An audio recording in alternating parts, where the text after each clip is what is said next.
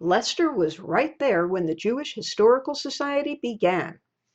In the Stanford Advocate, which was at that time a local paper, 1982, there was a little notice in the public notice section that there was going to be a group of people that wanted to organize a Stanford Jewish Historical Society and to call this phone number. It turned out it was Irwin Miller. In the early days, it was tough to find a formal headquarters, and each time they found one, it wasn't too long before they had to move again. When the Jewish Center was constructed, they were going to have a kitchen up on the second floor. So they said to us, well, would you like to use the kitchen? I built the shelving over the sink and over whatever there was. So I have to ask you, so you were the official handyman right from the beginning? I was the schlepper. So what did the schlepper do for the next move? Then we approached the Garden Homes Management, the Friedman family, and they rented us space in the Springdale Shopping Plaza on the second floor. Had a contact with a man. They had a lot of workstations that we were able to acquire. I went and picked them up and we delivered them to the new place on Hope Street. And I began to install them, and I put some screws in the wall, and the lawyer next door came running in and said, there's holes coming into my office. And the screws are only about 1.5 inches long, so that was one of the exciting things. So what did you do? Well, we used shorter screws. But as the second president of the JHS, Lester began to tell the stories of our Jewish leaders. We did a joint venture with the Stanford Historical Society on Dr. Jacob Nemoitin. Dr. Nemoitin delivered me. Dr. Jacob Nemoitin was so special because he was talented in many areas. He was an artist. He did paintings, which we have.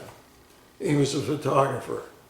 You did not make an appointment to see Dr. Nemoitin. You went in his office and you sat there till he called you into his office. If you looked interesting, he'd take you in the back room and do a sketch so he could paint it later. He was a member of the Italian Society. He spoke Italian, he spoke English, he spoke Polish, he spoke Yiddish. So he ministered to the entire community. And how much did it cost to go to him? How much did it cost? People didn't have money. Most of it was barter. Vegetables or whatever. When I was born, my father had a furniture store. So my father gave him an icebox. His wife was a former nurse. They lived upstairs. And she would come down to see who was in the waiting room. And she would go in there and say, Jake, Max outside hasn't paid you in a long time. Be sure to ask him for some money. So he would go in, he would examine him, and Jake would say, here, I'm going to give you $10. And on the way out, my wife's going to ask you for money, you give her the money. So this would, the man goes out, and then she goes in the room, and she says, you see, Jake, I asked him and he gave me $5. Well, the storytelling grew, and Lester got the idea to start doing oral histories, first on audio tape and then on video. He went to the board and said, can we have some money to buy a camera? So did you know how to operate a video camera when you started? It was pretty simple. You just read the directions. Well, about 300 of those pretty simple interviews later, with Lester involved in about 50 of them, the first group of videos had been turned into a full-fledged film. And the rest, as they say, is history. But it's our history. Stories about us. The first time I saw a kamikaze, he came overhead. We were in, this is on Okinawa, and I look up, and he was so close. I look up and I see the rising sun, and he was heading for us. Milton Mann was in Germany with the American occupation forces. That experience led him to the Nuremberg War Crimes Tribunal. it was very strange as a Jew to be sitting next to the people that perpetrated what they did. Arnold Yellen's service during the Korean War was just a little different. As an experienced newspaper photographer for The Advocate, Arnold was assigned as a photographer in Tokyo, never imagining that when Marilyn Monroe and Joe DiMaggio got married, they would take their honeymoon in Japan. And there was such a crowd of fans around the steps leading from the airplane that they couldn't get them off the plane. The life of Stanford's Eric Pleskow was also shaped by war. In his case, again, World War II. Born in Austria, his family escaped over the Rhine River at the last possible moment, on the last train to cross the German-French border. The family made their way to the U.S., where the teenaged Eric joined the Army. Then came one of the highlights of his life, crossing the Rhine for the second time, this time with the victorious American Army. In Europe, Pleskow was assigned to the intelligence unit. My job was to interrogate German prisoners of war, which was, for me, of course, a wonderful experience.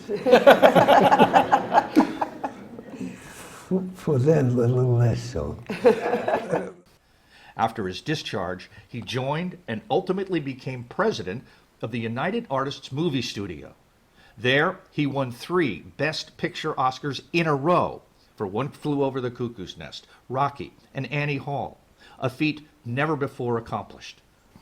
There's also Dr. Carolyn Koffler, who was one of only 6 women graduates in NYU's 1936 med school class.